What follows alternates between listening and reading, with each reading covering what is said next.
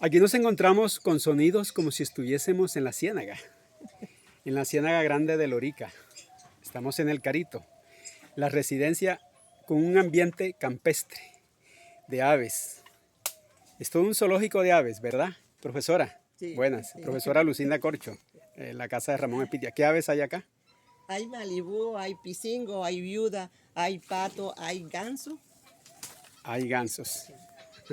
Vea, qué hermoso panorama. ¿Mm? Oigan el sonido. Muy hermoso este panorama. ¿Mm? ¿Ya? Allá.